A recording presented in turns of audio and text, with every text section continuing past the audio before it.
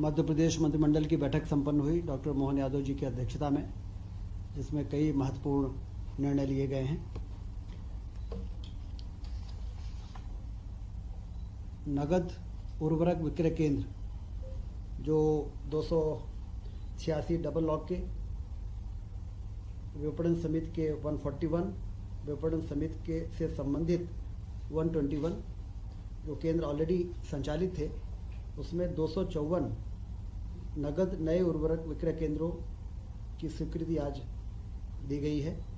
जिससे कि हम लोग हमेशा ये बातें आती थी कि लंबी लाइनें हैं, खाद खरीदने में किसानों को समय लग रहा है, परेशानी हो रही है।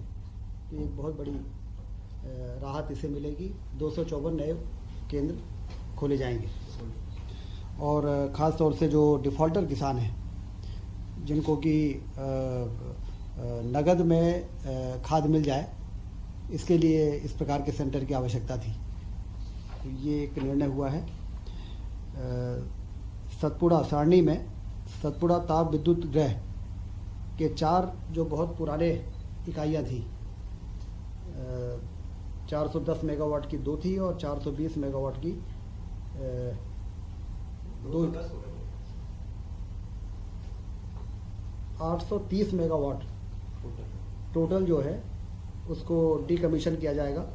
410 थे, वो 205 के 2 थे, 410 हो गए, और 210 के 2 थे जो 420 मेगावाट हो गए। तो इनको डीकमीशन करके और 660 मेगावाट जो क्रिटिकल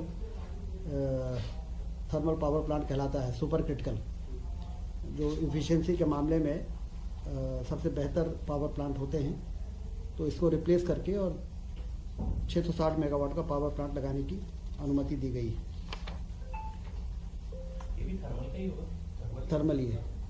कोल लिंकेज ऑलरेडी है, तो ये जो पुराने 40 साल पुराने हैं, जिनका PLF वगैरह बहुत कम हो जाता है, चलते चलते पुराने हो जाते हैं, सुपर क्रिटिकल में अलग से एलोकेशन की जरूरत नहीं पड़ेगी। अलग से एलोकेशन की जरूरत नहीं पड़ेगी। नहीं, कोल लिंकेज जो हमारा है उसी से ये पावर प्लांट लग जाएगा। मेडिकल कॉलेज में जो असिस्टेंट प्रोफेसरों की भर्ती की आयु सीमा 40 थी, उसको बढ़ा के 50 किया गया है, क्योंकि तेज़ी से मेडिकल कॉलेज खुल रहे हैं। और जो SR शिप करने की आयु सीमा है वो 45 है। SR शिप करने के बाद ही असिस्टेंट प्रोफेसर के लिए लोग अप्लाई कर पाते हैं, तो इसलिए 40 से 50 साल की आयु सीमा आज कैबिनेट ने बढ़ाई है, जिससे हमें असिस्टेंट प्रोफेसरों को मिलने की नियुक्ति में अब ज़्यादा आसानी हो जाएगी। पैरामेडिकल काउंसिल के जो अधिनियम भारत सरकार ने बनाए, उसके रूल्स अभी आ नहीं पाए हैं, इसलिए MP पैरामेडिकल काउंसिल के नियमों को एक बार फिर से यहाँ पर रिस्टेट किया गया है, जिससे कि हमारे 23-24 और 24-25 में एडमिशन और परीक्षाएं हम संचालित कर सकें। और जब भारत सरकार के रूल्स आ जाएंगे तो फिर उस रूल्स के आधार पर एडमिशन और परीक्षाएं हो सकेंगी। तो ये भी एक महत्वपूर्ण निर्णय हुआ है पैरामेडिकल के क्षेत्र में।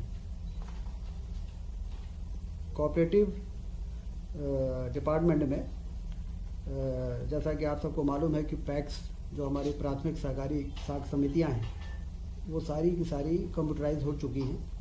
हमारे रजिस्ट्रार ऑफिस DR और JR के ऑफिसेस को भी कंप्यूटराइज करके और पैक्स समितियों के साथ और हाउसिंग की जो सोसाइटीज़ हैं, प्राइवेट जो सोसाइटीज़ हैं, उनको इंटीग्रेट किया जा सके, सारी इन्फॉर्मेशन हमें समय समय पे और मिलती रहे। इसके लिए strengthening of cooperative through IT interventions, जिसमें 3.5 करोड़ 68 लाख रुपए खर्च होंगे। 60% भारत सरकार इसमें पैसा दे रही है और 40% स्टेट गवर्नमेंट लगाएगी।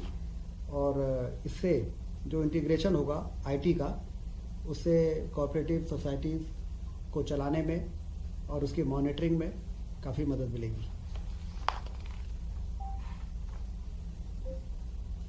मध्य प्रदेश सिविल सेवा में महिलाओं की नियुक्ति के लिए 33% का जो रिजर्वेशन था, उसको 35% किया गया है। बहुत ही महत्वपूर्ण निर्णय है महिला सशक्तिकरण की दिशा में, कि अब मध्य प्रदेश में 35% रिजर्वेशन रहेगा नियुक्तियों में। सभी प्रकार सभी प्रकार की नियुक्तियाँ एमपी गवर्नमेंट 33 से 35। सर ये जो एमपीपीएससी कंडक्ट करती है सिर्फ वो वाले या पीएससी और ईएसबी में जितनी भी नियुक्तियाँ होती हैं सारी।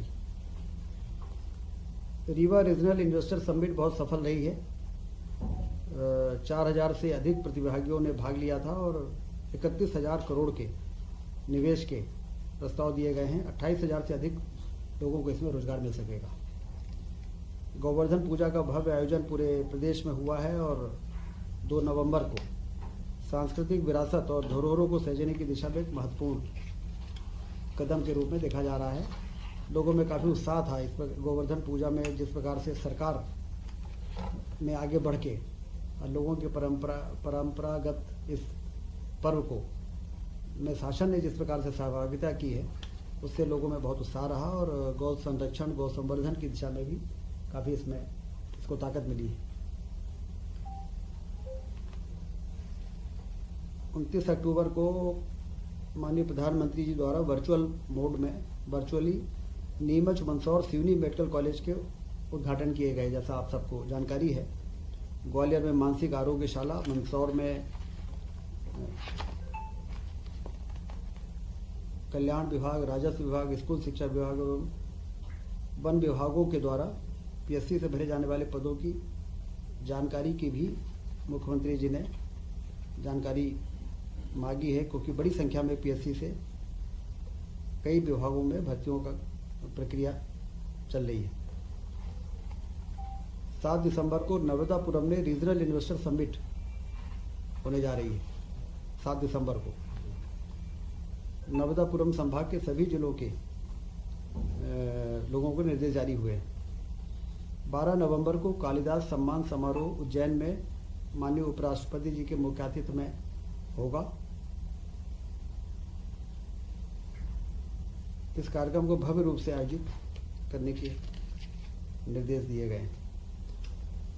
कुल मिला के आज मध्य प्रदेश की कैबिनेट ने, जैसा कि आपने देखा कि चाहे वो स्वास्थ्य विभाग हो, चाहे वो सहकारिता विभाग हो, चाहे वो अन्य विभाग हो, महत्वपूर्ण निर्णय आज लिए हैं और मध्य प्रदेश तेजी के साथ अपने उन लक्ष्यों को प्राप्त करने के लिए आगे बढ़ रहा है, जिन लक्ष्यों को प्राप्त करके हम प्रदेश की आर्थिक स्थिति को भी मजबूत करना चाहते हैं और हिंदुस्तान में एक अग्रणी राज्य के रूप में स्थापित होना चाहते हैं।